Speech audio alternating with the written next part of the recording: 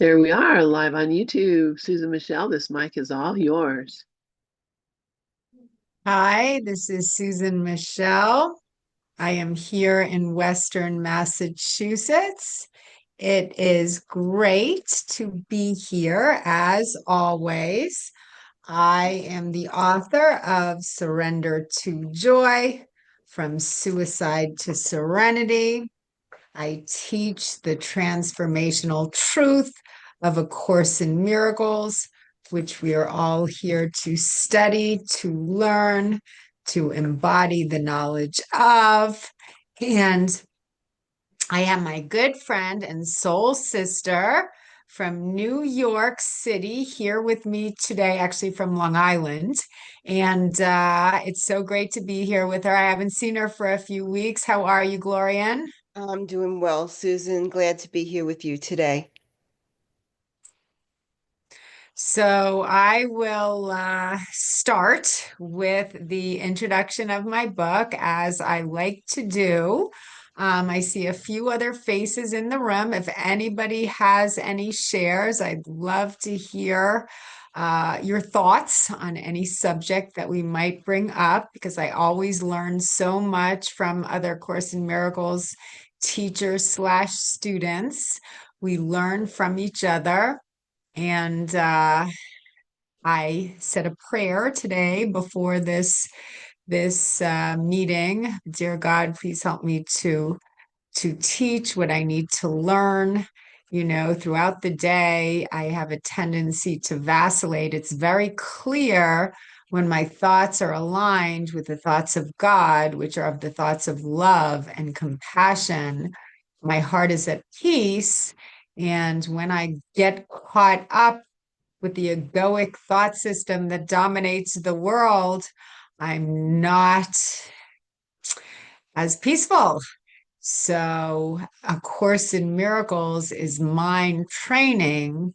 It's teaching us to, again, align our thoughts with the thoughts of love and extend compassion throughout the day. And that's how we remember that we have everything that we could possibly want within us. It's not in our external world, it's within us. So, I write in my introduction to the introduction to my book, Surrender to Joy. What I write is, my passion is God. God is love and joy and beauty. He is all that is good in the world. Everything else is our own miscreation.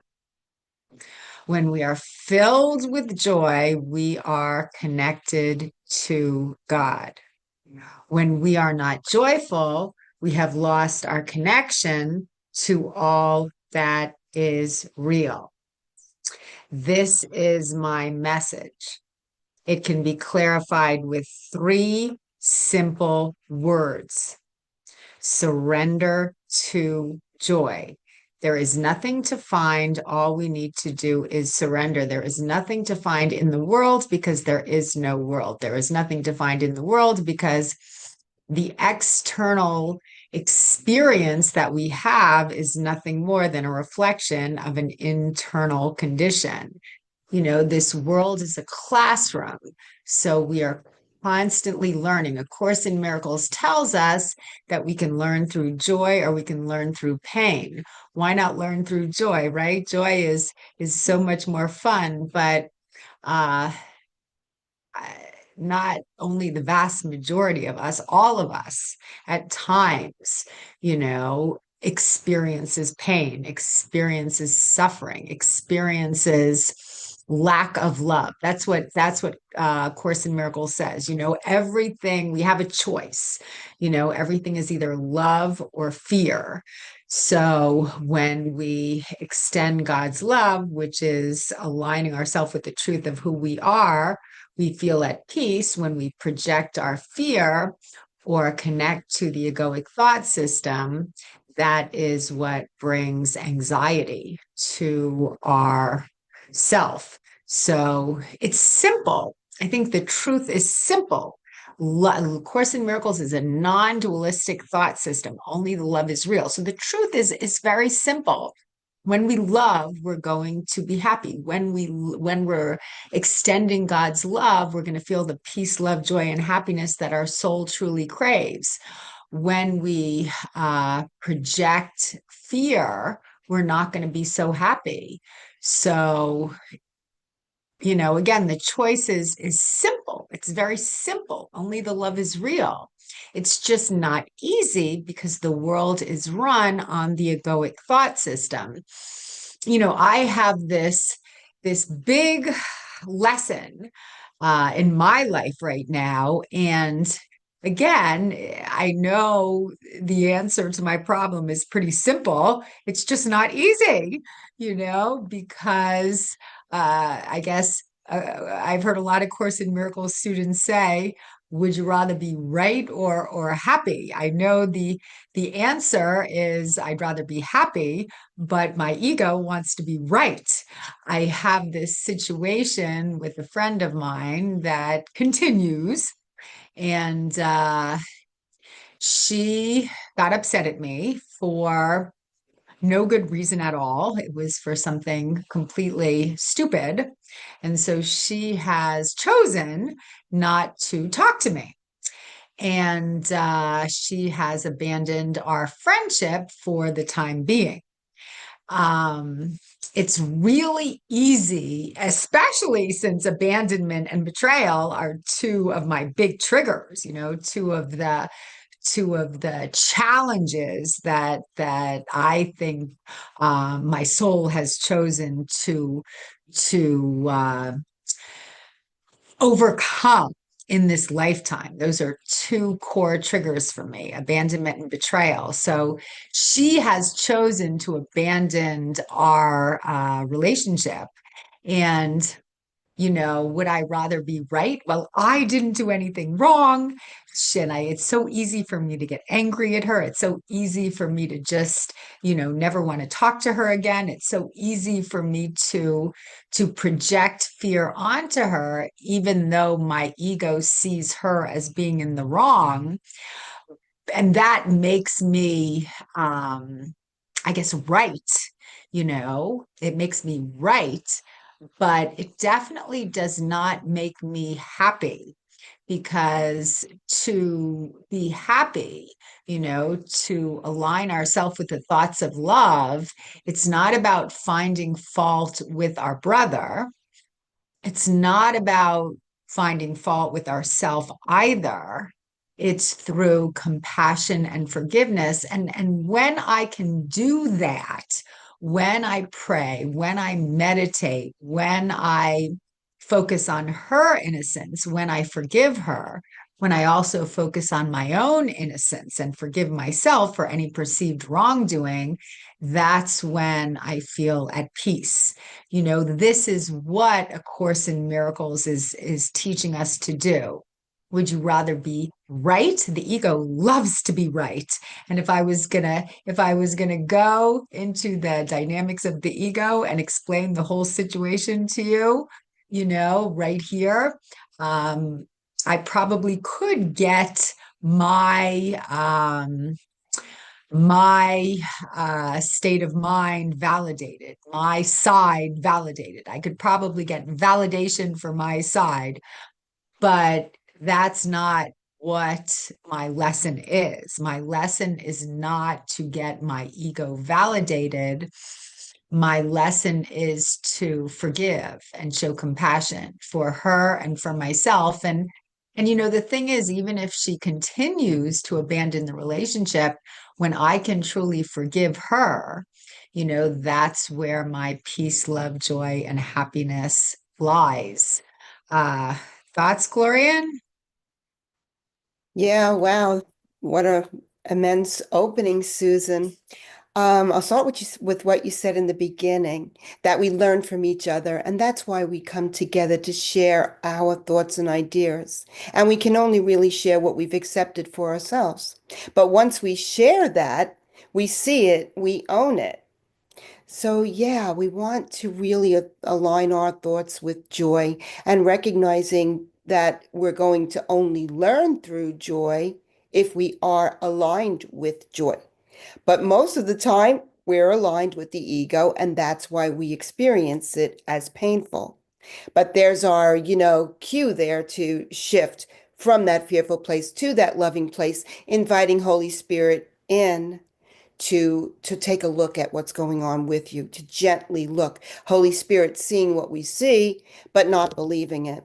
And yeah, what you said, Jesus tells us that, it's simple. Keep what you want and let go of what you don't. But the idea is we are conditioned by this ego mind. So we keep moving into this distraction.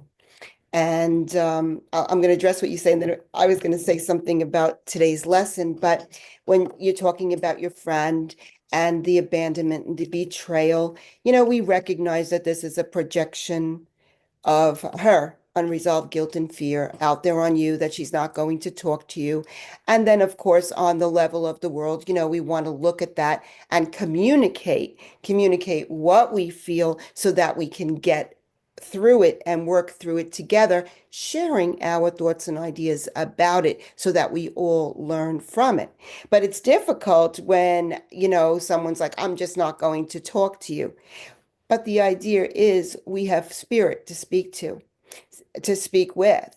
And, yeah, I'm sure that on the ego level, you can call in the troops to agree with you on your side and whatever, but that's really not going to satisfy us, because what's upsetting you about the being abandoned or whatever it's triggered for you is not going to be healed by calling in the troops. It can only be healed by the willingness to move to that I am withinness and experience our worth as established by God, which, easy to say, but this is a process. This is why it's the atonement process. And you mentioned the dynamics of the ego. And yeah, we look at all of those dynamics so that we really can let them go. But once we recognize that, you know, this is coming up and I think I could be abandoned or whatever it is, and I recognize that if I'm in oneness, I can't be abandoned because it's all God.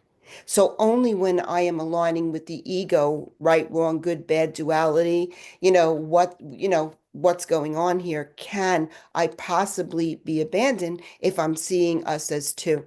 So what Jesus tells us, when we're talking about forgiveness, is to recognize that what my brother did not occur. In truth, it did not occur. On this level, it doesn't really matter because it doesn't have an effect on how, well, creation by God, or the love that we are. Love can never, ever be affected. And, it was funny because you were talking about pain, and it was coming to me like right before I came in here. I was bringing something to my daughter and I rolled down on my ankle, and I'm like, okay, I'm in pain. How am I going to go there and speak with Susan this afternoon? Right? Yeah, I'm in pain. But then it came to me, today's lesson, my body is a wholly neutral thing. So I recognize it's another opportunity for me to recognize that I'm not this body. So I address it on the level of the world, wrap it, ice it, or whatever it is. But I recognize that this is coming up to show me that I think I'm something other than I am. And today's lesson goes into it beautifully. I don't know if you wanted to read it, Susan, but my body's a wholly neutral thing. I am a son of God, spirit, and this will solve everything. This really solves any of the different manifestations of the dynamics of the ego that present themselves, which ultimately is the same problem that I feel separated from my creator. So I am a son of God. That means I'm spirit in a state of grace forever. And can I be another thing as well? No. Did God create the mortal and corruptible? No. What use has God's beloved Son for what must die? We look at it that this is a choice that we're making to align with this false sense of self. And what use has it for the Son of God? For what must die? No use at all. And yet, the only use it has is to teach us that we're not that body. And yet, a neutral thing does not see death, for thoughts of fear are not invested there, nor is a mockery of love bestowed upon it. So a neutral thing, the body's a totally neutral thing unless I give it my meaning, if I project my meaning on it. So what do I want to, meaning do I want to project on it? a dying, you know, a dying image? Or do I want to project upon it a serviceable instrument to extend the love of God in this world? So it does not see death. A neutral thing does not see death because it's not aligned with the carnal mind of the ego or duality, good, bad, right, wrong. For thoughts of fear are not invested there. All of the ego's guilt is not projected and invested on this body, nor is a mockery of love bestowed upon it. What is a mockery of love? The specialness that we place on everything is the mockery of love. Its neutrality protects it while it has a use. So if I'm going to be neutral, I'm going to forgive the fact that I think I'm a body. And in that forgiveness, I'm no longer judging it as good, bad, right, wrong. I'm seeing it for what it is, as a vehicle to extend the truth of the love of God in this world. And that's the only reason we're here. And afterwards, without a purpose, it is laid aside, gently laid aside when its usefulness is done. It is not sick, nor old, nor hurt, but it is but functionless, unneeded, and cast off.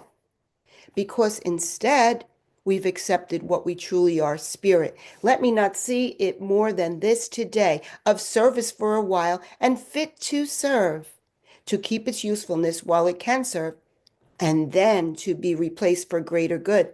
That replacement for greater good is the willingness to have the great rays replace the body's image in our eyes. And we can only do that through the alignment with true perception with the Christ mind. My body, Father, cannot be your son, and what is not created cannot be sinful or sinless, neither good nor bad. Let me then use this dream to help your plan that we awaken from all the dreams we made. So every single thing, your friend coming to you and presenting this image, any different manifestation is all the same thing. There's one problem. I feel separate from my source. The problem's been answered. I could never leave my source or the love of God that I am. And that doesn't mean we deny what's going on in the world. I mean, if you feel led by spirit, what should I do? What should I say?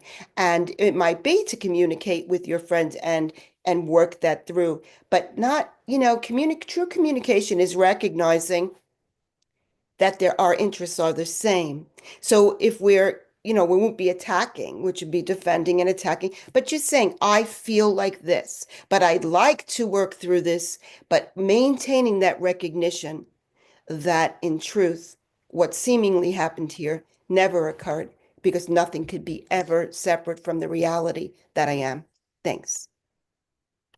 Yeah, thank you, Gloria, and thank you for bringing up the lesson of the day. And thank you for reading it. Thank you for interpreting it. Yeah, it's a wonderful, wonderful lesson. A Course in Miracles, tells us that we are spiritual beings inhabiting these human forms um, on earth in this earthly classroom to learn lessons for a while. And after the lessons are finished, we release the body and go back to the truth of who we are, which is spirit. A Course in Miracles says, I am not a body, I am free, for I am as God created me. I mean, to be honest, it's a really tough one for me. I remember I have this one friend who I've known forever, and she said to me once, she's like, Susan, according to your study of A Course in Miracles, the body is so unimportant, but you take such good care of your body, you don't seem to be living that principle very well, and she was just being honest. And I thought about that, and she's true because she's right. She's correct. What she said is true because I do take a very good care of my body. I work out daily. I drink lots of water. I'm watching everything that I eat. I count my calories. So I think this lesson, it is challenging. It is challenging for me. I think back to where it all started, but I think that I have always placed too much importance on the body. And I know when I really feel those times of connection with spirit, I am not focused upon my body at all. Those times when I really connect with God, when I really connect with spirit, when I really connect with my higher self, it's really in my meditation when I'm focused on light, when I'm focused on love, I mean, I have these really deep morning meditations, when I kind of feel like my soul has lifted itself high and I'm not even in my body. I feel like I'm connected to source and my body is inconsequential. That's when I feel the peace, love, joy, and happiness of who I truly am.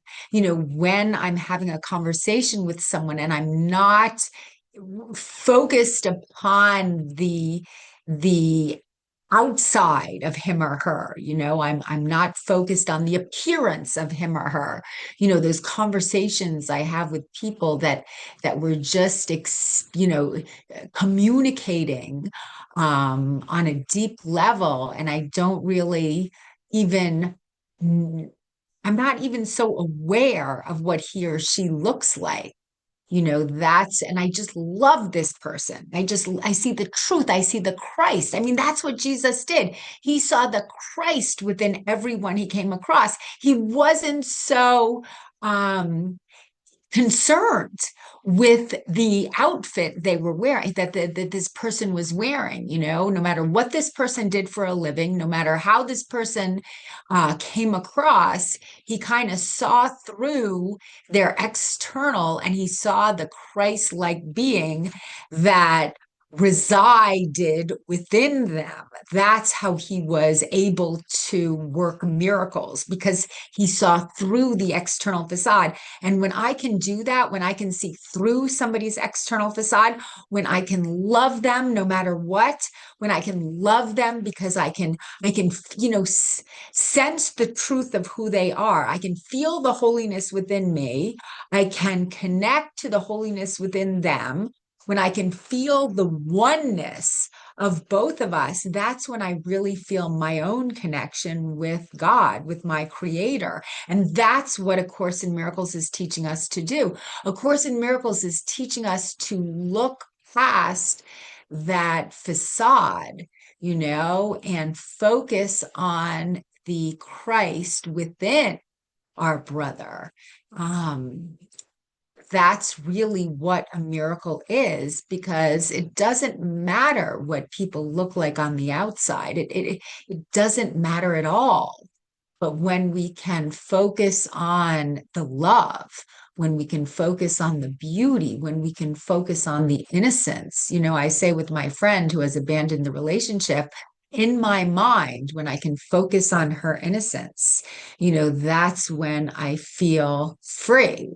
So, we can't connect to somebody, through their body. Like, two people cannot share a body, but two people can share the same mind. And by sharing the same mind, by focusing on the commonality, their commonality, that's how they feel the peace of God. And again, that's what A Course in Miracles is teaching us to do. Here the lesson, yesterday's lesson is a very good lesson as well. Lesson 293 states, all fear is past and only love is here. So it's just about complete forgiveness of any errors that have occurred in the past, because that's the only way we can be fully present in the moment, right here, right now, to forgive everything that happened in the past, to forgive our brother any mistakes that he might have made, and also to forgive ourselves of any mistakes that we might have made. And it's not about planning for the future either. You know, A Course in Miracles is telling us that the only moment that we can really feel the truth of who we are is to be fully present in the moment, right here, right now. And again, the truth of who we are is not body. The truth of who we are is our soul. And I do believe our soul resides in a place of unconditional love, and it's just to acknowledge that there is nothing in the external world that can complete us. We have everything that we need right here, right now. But in order to truly feel that, we have to release the guilt. We have to release the blame. We have to release the ego. Um, I went into ChatGPT, as I've been doing a lot lately, and I asked ChatGPT about A Course in Miracles viewpoint about the body. And A Course in Miracles, what ChatGPT says is that A Course in Miracles has a profound and nuanced view of the body. In essence, it teaches that the body is not who we are. It is a neutral learning device within the dream of separation, used by the mind either to serve the ego or the Holy Spirit. I mean, if we choose to serve the Holy Spirit, we're serving the power of unconditional love, and we are going to feel the peace of God. And that's such a beautiful mindset to reside in. I think of all the times that I have been able to connect to source energy, and it's such a beautiful mindset to reside in. And A Course in Miracles tells us that it's always available to us. It's always there. God is always guiding us. He is always talking to us. The only thing we need to do is be still, release the blocks, release the fear, slow down, trust. Trust goes hand in hand with forgiveness and compassion and love. So, any thoughts, Glorian? Oh, yeah, plenty of thoughts, Susan. This is great. With what you started out, all things are lessons God would have me learn. And when we really look at that, the only lesson that we need learn is that I'm not a body and that I'm spirit. And, just like you for years and years, we've studied through the course. I'm not a body, I'm free, I'm as God created me. And after my NDE, I really had a much deeper experience of that and of what it really means, having the experience of being awareness, being, pure awareness, that type thing without the body. But when he's saying, I'm not a body, I'm free, I'm as God created me, I am. That's the infinite, invisible spirit of God that I am. I am not a body. I am free. I'm not free in the ego. I'm only free in my Christhood. I am as God created me, a spirit in a state of grace forever that's limitless in power and peace. But we could say these words, but the idea is to move more, as you were speaking, into the experience. And that is the shift from fear to love, the experience of the miracle, the experience of what I am. And when you were talking about being connected to source, that's an experience. That's not something that you can really, like, we can't explain love or grace or peace. We can't explain those things. They're experiences. Just like if we, taste an orange, that's an experience. We can't explain to anyone else what the orange tastes like. So, yeah, and the whole idea of, this connection with spirit and not being in pain. And like, on the level of the world, we take care of what it's seemingly, as you were talking about, taking care of your body. Absolutely. On the level of the world, we brush our teeth, we take care of the serviceable instrument, but seeing it as the neutral thing that it is and recognizing our salvation is not found in it. It's part of the temporary, which will change. What we seek is that changeless dwelling place of spirit, which is what the whole course is about. I'm not a body, I'm free. I'm only free in my Christhood, accepted. You said a bunch of different things. As far as, the great rays, replacing the body in awareness. I had an experience with that once. I usually don't share personal experience, but this was something that, in the beginning of my course life, my course journey, so I'm in the early 30s. And I had to engage with an individual that I, at that time, would have judged as not nice and not good. So I remember, he came to the door and what have you, and I handed him what I was supposed to hand him. And he started to tell me a story about his son and Disney World and taking his son to Disney World and like the joy. So what happened was I started to see the light that he was beyond that concept, the great rays replacing the body in awareness through that joining of the oneness that we all share, the love. So, but that's not something you can describe. It's not something that you can put into words. And it's an experience, as you were saying, by being connected to source, it's an experience of oneness. And you were talking about omnipresence, that one spirit of God. If we are aligned with omnipresence, which is that one spirit of God, which is what I am, then you can never, ever be abandoned. And that's what we're all here to do, to recognize there's only one life, one power, one love. And as you said, minds join, bodies do not join. We join in that recognition of another person's intention as the same as ours, to feel loved, safe, free, whole, well, and complete. If someone is feeling that, they're not demonstrating behavior that we judge as unacceptable. So that's a call for love, that it's our objective. Our job is to meet with love. And the second is that recognition that if I'm seeing a brother in any way but love, and but the truth, the innocence that's beyond what we seemingly see, that's my projection. So we take responsibility for our projections, asking spirit, what does this mean? And to help us see it differently.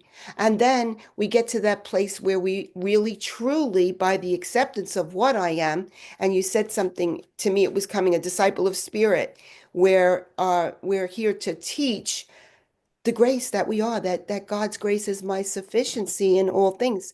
And if we are teaching that, we're blessing by recognizing I'm making no demands on a brother. I'm no longer judging him and I'm forgiving him. Thanks.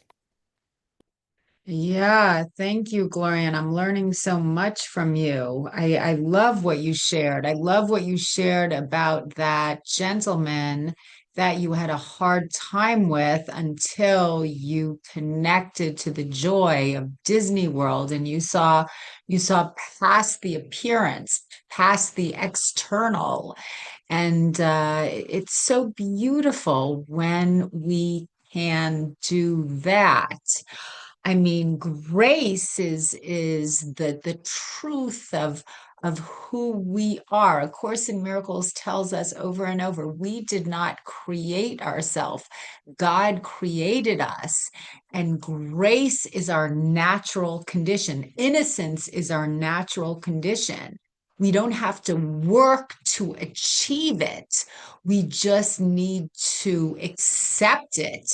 Um, Grace is described as a state of pure love and effortless union with God. So we don't have to do anything to earn God's grace.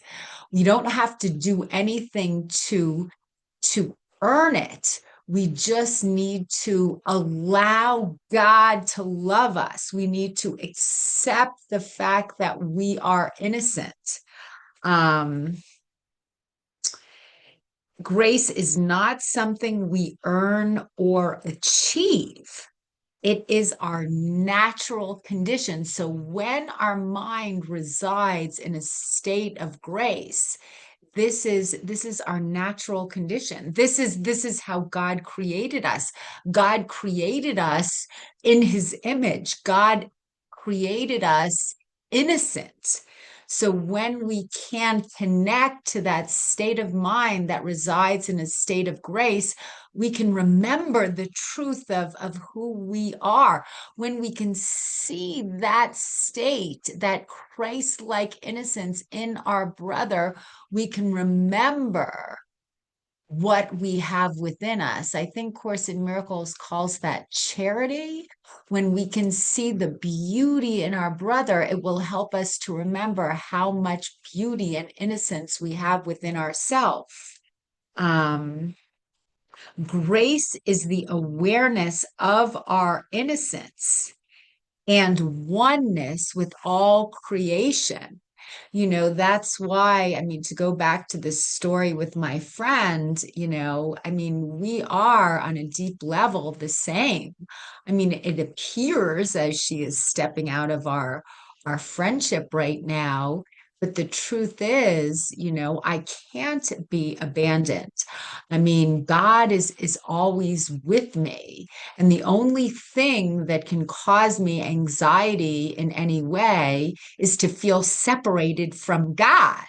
But because God is always with me, anxiety is illusory. There's no reason for me to be anxious because the only thing that can cause anxiety is for me to be separated from God. But God is never separate from me. I am always a part of God. So there's no reason for me to be anxious ever. There's two sides of the spectrum. There is love and there is fear. There is compassion, there is judgment. The mind cannot serve two masters. So when my mind is aligned with the truth, I can't feel the fear.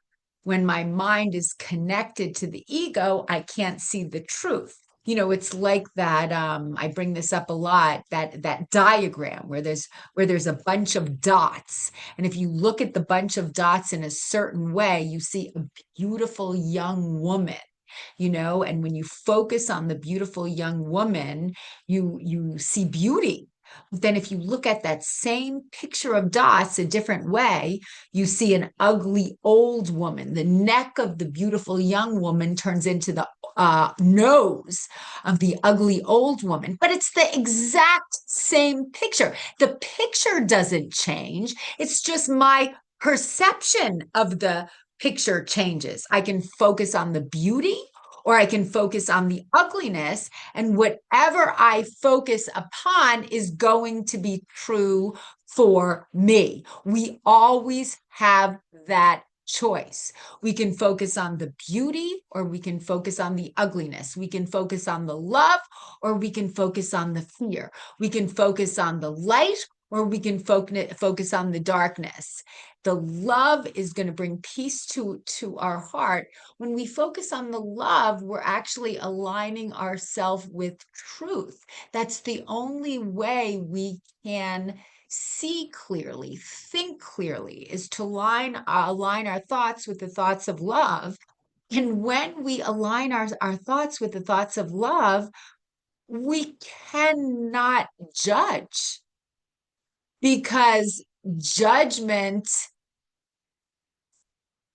plays no part in the thoughts of God. God does not need to forgive us because God is incapable of condemnation. He doesn't need to forgive us because he has never condemned us. He has only loved us. With all the mistakes that we make at time, God just waits patiently for us to return to him. He doesn't judge us. He doesn't punish us. He doesn't condemn us. He just continues to love us and waits patiently until we realign our thoughts with his thoughts, until we realign our thoughts with the thoughts of love. So we could be down here, caught up in judgment, and God just loves us. That's all he does. He loves us. So when we judge, we're not setting ourselves up to be punished or condemned. We're basically just wasting time, because God loves us no matter what. And again, when our thoughts are aligned with love, we cannot judge. I guess the opposite is true too. When we judge, it's really almost impossible for us to love. The two are on completely opposite sides of the spectrum. There's this wonderful story that Carol Howe told. She spoke about a seminar that she went to with a group of friends that was given by the Dalai Lama. And she had such a profound experience at this seminar that caused her to connect to this state of mind that was just so unconditionally loving.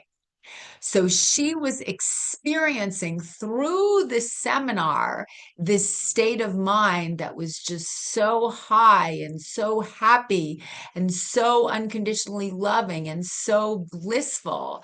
And she was just feeling so happy. She didn't even want to talk. She just wanted to bask in the experience of unconditional love and joy. So she went to this seat and she sat down and she was just basking in this experience of unconditional love. And we've all had this at times, And then what happened is there were two men that were sitting in the row behind her. Now, the instructions for the seminar were don't talk. You can't talk during the seminar. And the other instructions for the seminar were no drugs, no alcohol. I mean, this was completely forbidden. No drugs, no alcohol, no talking. Now, these men that were sitting behind Carol Howe, they were talking very loudly, and it was obvious that they had been drinking alcohol. So they were drunk and they were talking really loudly. So they were disobeying the rules of the seminar. But because Carol Howe was in this state of mind that was completely blissful and unconditionally loving, she did not judge them. She was aware that they were disrespecting the rules of the seminar, but she did not judge them. She just accepted them. She just loved them. That's it. Because when we are in a state of unconditional love, we can't judge. We can't condemn. Our mind is aligned with God, with source energy, with the truth of who we are. And judgment of any kind is impossible. I just think that's such a beautiful story. Any thoughts, Glorian? Yeah, that is beautiful. And that's what we're here to do. And like you mentioned about charity, and Jesus tells us healing rests on charity, and charity is a way of perceiving the perfection of another, even if you cannot perceive it in yourself. So the idea is we're going to act as if until we have accepted it through our willingness. And the idea is that's giving us an opportunity to accept it in ourselves, to recognize what I see, I own. So whatever word we'd like to label, which I don't like labels, but whatever word we want to say your friend, she's exhibiting whatever form of dis-ease, put it that way, she's exhibiting. The idea is if we see it, we own it. It gives us that opportunity, but we can offer charity until we are able to get ourselves back to our right mind through true perception by asking. And that's the only thing we can do. Ask, ask, ask. Make the pause, make the space, and then be willing to follow the directions given, the directions that are imparted to us. And what you started out saying, God's grace is my sufficiency in all things. So when we look at grace and joy and love and peace, which are all synonymous, they're what I am, what the truth of what I am, what spirit is, the infinite, invisible, I am presence is an experience. It can't be thought. It's an experience that we receive in that holy instant, the instant of oneness through our willingness to surrender our story, to surrender the specialness and move into that quiet space where we're receptive to the truth of what I am. And, Jesus tells us purification is necessary first. And once we recognize that we really can't do that purifying, the purifying can only be done by the Holy Spirit, by the higher self, that part of our mind that remembers God, that does the purifying. The ego is made to keep separate, to keep the attack and defense going.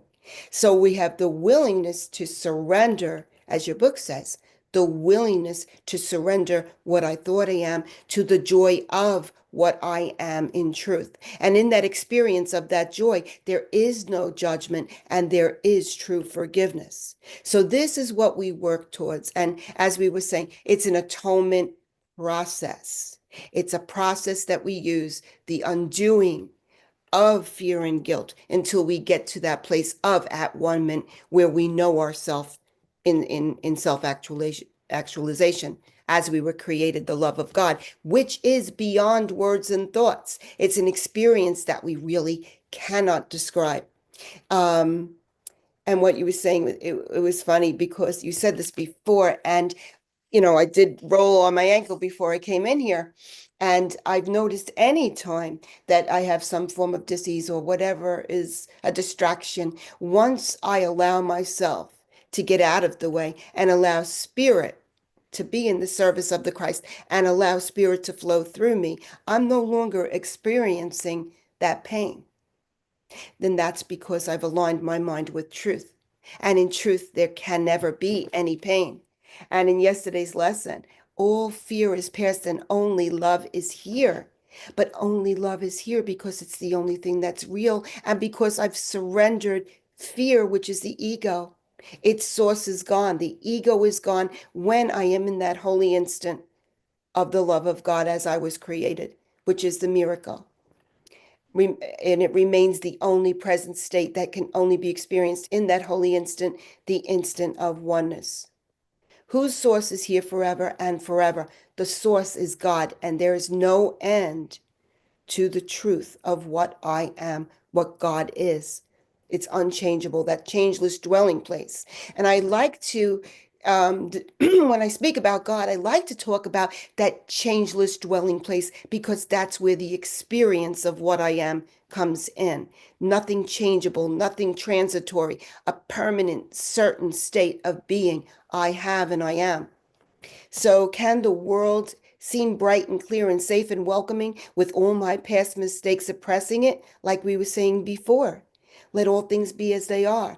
And they're perfect. There's only the grace of God without my past mistakes, my past self-limiting ideas projecting onto, obscuring the reality of what is from my awareness. So this is, and he goes on in yesterday's lesson, and showing me distorted forms of fear. This is all choice. We can choose to see it differently by accepting the present state of love, which is what I am. All the world shines in reflection of its holy light, the reflection of love's presence, not our salvation, but the reflection of love's presence. Our salvation is only found in I am one self united with my Creator. I and the Father are one, which is that state of grace that's changeless. And then it says, I perceive a world forgiven at last. And I perceive it because I've left perception in favor of the truth of non-judgment, where there is no duality. There's only the experience of the oneness that I am. And he says, let not your holy world, the world of oneness, escape my sight today, nor let my ears be deaf to all the hymns of gratitude the world is singing. Gratitude for what I am, the highest form of prayer. The world is singing underneath the sounds of fear, under this incessant chatter of the ego. There is a real world which the present, the holy instant, this instant of oneness, holds safe from all past mistakes, all of the projections of fear that are not real. And I would see only this world before my eyes today. So it's merely waiting on our welcome. The miracle is merely waiting on our acceptance of the truth of what I am, and God's grace is my sufficiency. Thank you. Yeah, thank you. Thank you. You said a lot of very wise things. Thank you. You helped me remember the truth of who I am. You know, I've been studying A Course in Miracles for so many years, and sometimes everything that I know just kind of like goes out the window. And then, coming here on Gather and really talking about it just reminds me of how much love is available to me whenever I open my heart to it. And it's just so beautiful. It's not about intellectually understanding the words of A Course in Miracles, but it's about embodying the truth of A Course in Miracles. And that is what is just so empowering, and it just adds so much peace, love, joy, and happiness to my heart. Yeah, you said so much, Gloria, and thank you, thank you. I mean, you mentioned gratitude, the three fastest, easiest ways to connect to the truth of who we are is forgiveness, which we have spent some time talking about, acceptance, accepting everything in our life exactly as it is, and gratitude. Gratitude just helps us to remember how much we have. I mean, God does not need our gratitude. God has no ego to accept our gratitude. However, we need to embrace gratitude. We need to own the trait of gratitude. We need to be grateful to remember the truth of who we are. We need to own the character trait of being grateful, to remember who we really are.